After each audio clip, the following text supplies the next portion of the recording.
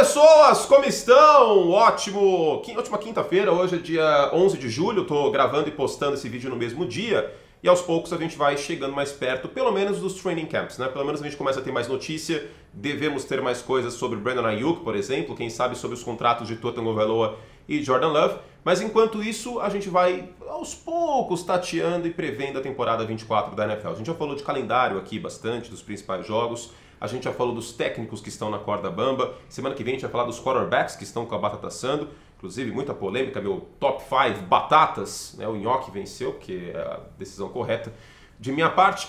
Mas falando em batata assando, quarterbacks semana que vem. Tem muitos outros vídeos vindo por aí, tá bom? Seguinte, vamos então falar dos candidatos periféricos a MVP.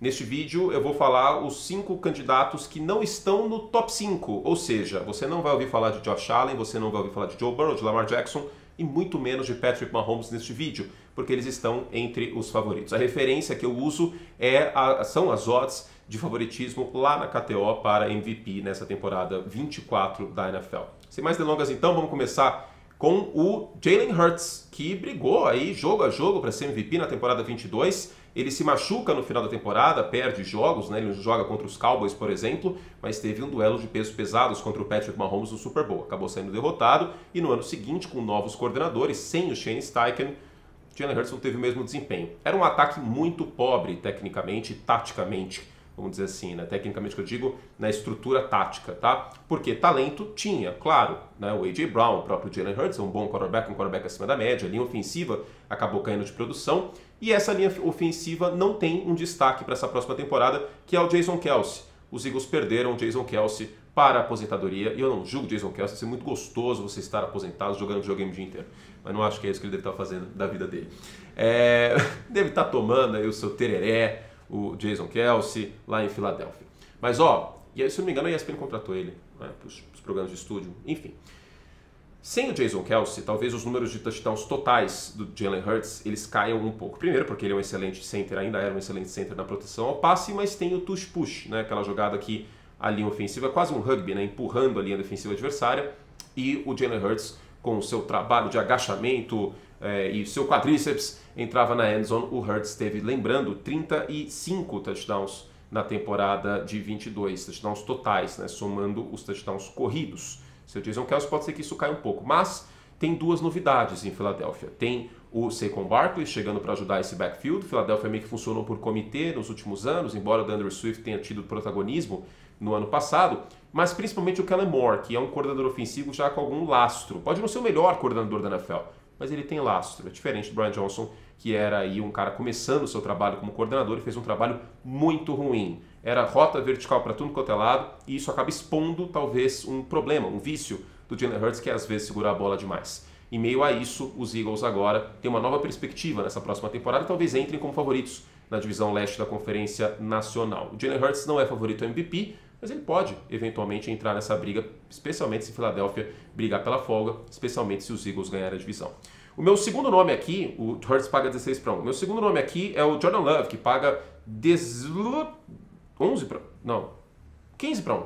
O Jordan Love paga um pouquinho menos, né? 15 para 1 para ser MVP nessa temporada. Muito por conta do final da temporada que o Jordan Love teve. Amassou os Cowboys no jogo de wild card, jogou muito bem contra São Francisco, teve aquela interceptação derradeira que foi feia, mas fez um bom jogo contra os 49ers na semifinal da NFC, e o mês de dezembro do Jordan Love foi fantástico. 11 touchdowns e uma interceptação. Então, a última impressão, o balanço do último trimestre, vamos dizer assim, do Jordan Love na NFL é muito forte. Agora, pesa contra um pouco o Jordan Love o fato de que agora ele está mais em evidência, então as defesas vão se preparar provavelmente melhor contra ele não é mais um elemento surpresa, por assim dizer, isso acontece bastante na NFL, não por acaso existe muito ressaca de segundo ano por alguns quarterbacks, né? Os coordenadores defensivos vão contra-atacar um pouco essa questão, especialmente o passe em média e longa distância, que apareceu bem, e pesa contra que o Jordan Love tem um bom elenco ao seu redor, mas não tem nenhuma peça extraordinária, né? Muito por conta disso, eu até coloquei os Packers no vídeo que eu fiz como um candidato em potencial para receber o Brandon Aiyuk, caso o São Francisco queira trocar. Acho difícil São Francisco trocar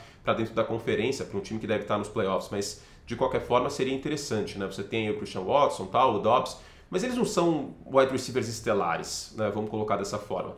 Então, em meio a isso, não é como se o Jordan Love tivesse um Garrett Wilson, como se ele tivesse um A.J. Brown, coisa que outros jogadores desta lista têm, um CeeDee Lamb, enfim, talvez pese um pouco contra. Mas os números apareceram, né? Números não são a única coisa, mas pesam para MVP. Se os Packers vencerem a divisão e os Packers forem para os playoffs com o Jordan Love tendo aí 35, 40 touchdowns, quem sabe ele pode brigar forte para ser MVP dessa temporada. O meu terceiro nome teve mais de 4.000 jardas no ano passado e passou dos 30 touchdowns. Só que há de ser feito o argumento que ele não era o jogador mais valioso do time dele. Então colocá-lo para brigar pelo MVP talvez seja complicado. É verdade que o Brock Purdy orbitou o MVP no ano passado até o jogo contra Baltimore. Aí veio aquele jogo contra Baltimore com múltiplos turnovers, um jogo de horário nobre no Monday Night Football fechando a rodada. E embora os San Francisco 49ers tenham chegado nos playoffs e o Brock Purdy tenha sido um quarterback muito eficiente, eu acho que eficiência é a palavra que rege hoje o Brock Purdy, não é como se ele tivesse sido realmente um candidato que de fato brilhou para ser MVP no ano passado. Mais o Christian McCaffrey que ele. Agora, virando a página, o Brock Purdy, ele primeiro não é mais novidade, e isso é positivo nesse caso, porque a novidade vinha consigo a desconfiança por ele ter sido a última escolha do draft e por ele ter tido menos de um ano inteiro como titular em São Francisco. Ele teve um ano inteiro como titular ano passado e a folga da Conferência Nacional. Foi o melhor rating da NFL no ano passado. Foi um quarterback de quase 70% de passos completos, mas que conseguiu conectar em média e longa distância, coisa que o Jimmy Garoppolo não conseguia no mesmo sistema, por exemplo. Ele entra como um candidato periférico ao MVP. Mas se São Francisco, que hoje é no papel o protagonista, o favorito da Conferência Nacional, tiver de novo a folga e o Brock Purdy tiver números um pouquinho mais explosivos, aí talvez esse caso fique mais forte para ele ser MVP, jogador mais valioso da temporada 24 da NFL. Agora, dois nomes aqui. O Brock Purdy, lembrando, paga... Deixa eu abrir aqui o meu arquivo. Brock Purdy paga 16-1 também, mesma cotação do Jalen Hurts. Agora, dois nomes atrás. Pagando 18-1, um cara que está no último ano de contrato, mas que ano passado teve números. 4.500 jardas, passou dos 35 touchdowns, e é o Dak Prescott. O problema do Dak Prescott é que esses números vieram contra o New York Jets sem o Aaron Rodgers, vieram contra o New England Patriots em casa, esses números não vieram contra o Buffalo Bills fora de casa, esses números não vieram contra o San Francisco 49ers fora de casa, e esses dois jogos, contra San Francisco no Sunday Night Football e contra os Bills na reta final da temporada, que todos os olhos estavam em cima dos Bills pelo fato de Buffalo ter a ida pós-temporada ameaçada, esses dois jogos pesaram muito contra o Dak Prescott. Número ele teve, mas ele não apareceu quando deveria. O Lamar Jackson apareceu quando precisou, no final do ano. E aí o desempate foi para o Lamar. Merecidamente, o Lamar Jackson foi MVP da temporada passada. O Dak Prescott, portanto, teve números, mas não teve o resto. Prova de que o MVP não é só número. Se o MVP fosse só número, o Dak Prescott teria sido muito mais bem cotado para MVP na temporada passada. De qualquer forma, ele está em último ano de contrato e tem uma sequência de trabalho em Dallas. Talvez o jogo terrestre para finalizar a campanha seja melhor. O Ezekiel Elliott, nisso, fez falta. Não era um contrato absurdo, hoje um contrato razoável, mas nisso, fechar campanhas, red zone, goal line, ele fez falta, por exemplo. Acima de tudo, tem o CeeDee Lamb de volta e o Dak Prescott é um cara capaz de entregar 30 touchdowns, entregar 4.000 jardas numa temporada. Estando em último ano de contrato, pode ser que isso pese, favoreça o Dak a, quem sabe, de novo, pelo menos orbitar o prêmio de MVP. Seria minha aposta? Não, porque como vocês sabem, de próprio punho, eu escrevi uma carta que eu não acredito mais no Dak Prescott até que ele me prove o contrário. Se ele me provar o contrário, sem problema nenhum, eu viro e falo, gente, o Dak mudou e conquistou meu coração. Mas por enquanto, estamos brigados. Seguindo, para terminar, olha a carinha dele triste. Ele tá com uma carinha triste. Aaron Rodgers, que basicamente não jogou no ano passado. Jogou o início, bem início do jogo contra os Bills no Monday Night Football que abriu a temporada. E agora a gente tem um Gugu de volta para minha casa, que é o Aaron Rodgers jogando contra o San Francisco 49ers, só que em casa, né? E para quem não sabe, essa história é maravilhosa, o Aaron Rodgers torcia para o San Francisco 49ers quando criança. Tenho certeza que vocês nunca ouviram falar nessa história na vida. É a semana 1 dos Jets contra o San Francisco 49ers e vamos esperar que o Rodgers não jogue apenas a semana 1, mas que ele jogue a temporada inteira. Existem elementos aqui, o Garrett Wilson, um jogo terrestre com Breece Hall, mas e o wide receiver 2, Mike Williams? E a linha ofensiva, será que dá para sustentar aqui um jogador de 40 anos? Eu tenho minhas dúvidas. Não dá para descartar o Aaron Rodgers, mas se essa máquina dos Jets estiver muito azeitada, quem sabe? Uma coisa que joga contra o Aaron Rodgers, cuja odd para ser MVP, a cotação é de 21-1, é a divisão também, né? Até porque o pior time da divisão, que é o New England Patriots, tem uma boa defesa. Isso não contribui. Eu não estou tão otimista com os Jets e com o Aaron Rodgers como eu estava na temporada passada. Mas vamos ver o que acontece.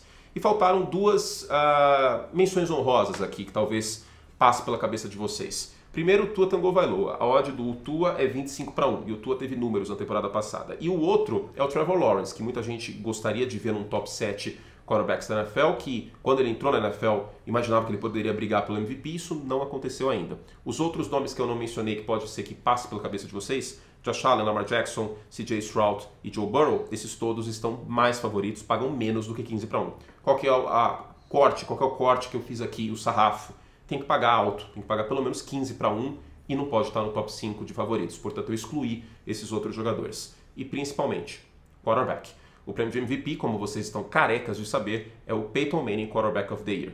Não tem como. Se o cara correr para 2.000 jardas, se o cara receber 2.000 milhões de vezes passes, não tem como. O quarterback vai continuar sendo o favorito MVP. Mas, se vocês quiserem, eu posso fazer um vídeo de 5 ou 3 jogadores que podem roubar o MVP de um quarterback nessa próxima temporada. Acho que é um vídeo bem interessante. Coloquem aí nos comentários. E este tema também foi tema da nossa newsletter, que é gratuita e você recebe no seu e-mail, minha newsletter semanal, tá? curte.substack.com, curte.substack.com, tá na descrição do vídeo, tá no primeiro comentário fixado para você ir lá e se inscrever gratuitamente, de graça, não cobra nada. Você vai receber no seu e-mail sempre um conteúdo legal de NFL toda semana, além de ter os vídeos aqui integrados na newsletter, tá? Então se inscreva lá, já são mais de 3.000 pessoas rumo a essa temporada 24 da NFL. Fizemos todos, será que podíamos? E para vocês membros, tem um vídeo hoje com os melhores, falando de Jalen Hurts, com esse uniforme aqui, falando nisso, os melhores uniformes throwbacks, os uniformes clássicos da NFL. Eu fiz um vídeo só sobre isso e tá lá para quem é membro Lucky Plus. Beijo carinhoso, se você gosta do conteúdo, não deixe de deixar o seu like para chegar em mais gente, ainda mais nessa época que a gente fala menos de NFL, né, como um todo, as pessoas, os brasileiros, os terráqueos. E se você gosta do nosso conteúdo, se inscreva no canal, venha junto. Beijo e que você tenha um ótimo resto de dia. Tchau!